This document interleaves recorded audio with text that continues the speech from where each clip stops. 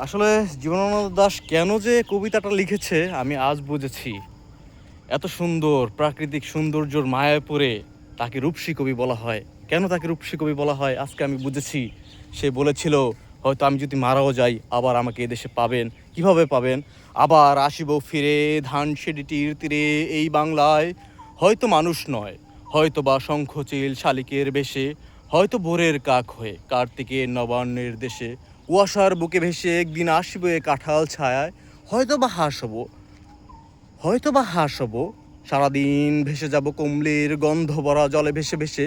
হয়তো বা দেখিবে, হয়তো বা এক শিশু, হয়তো বা এক শিশু, হয়তো বা হাঁস হব, কিশোরী ঘুর রহিবে লাল পায়, সারাদিন কেটে যাবে কমলির গন্ধ ভরা জলে ভেসে ভেসে।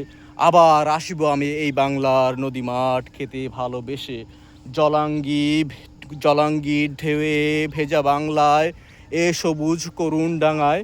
হয়তো দেখিবে চেয়ে শঙ্খচিল উড়িতেছে, শঙ্খচিল উড়িতেছে আকাশের ডালে। হয়তো শুনিবে এক লক্ষ্মী পেঁচা ডাকিতেছে শিমুলের ডালে। হয়তো শুনিবে এক লক্ষ্মী পেঁচা ডাকিতেছে শিমুলের ডালে। হয়তো বা খয়ের ধান ছড়াতেছে শিশু এক উঠানের ঘাসে। রূপসার ঘোলা জলে হয়তো কিশোর এক সাদা ছেঁড়া পালে, ডিঙাবায় রাঙা মেঘে সাতরায় অন্ধকারে আসিতেছে নীরে। দেখিবে ধবল বক আমার এই পাবে তুমি ইহাদের ভিড়ে। Thank you.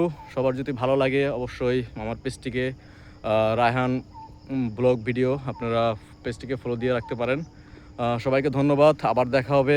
আজ যাচ্ছি কিন্তু যাচ্ছি না, আবার দেখা হবে অন্য কোনো এক ভিডিওতে ইনশাআল্লাহ।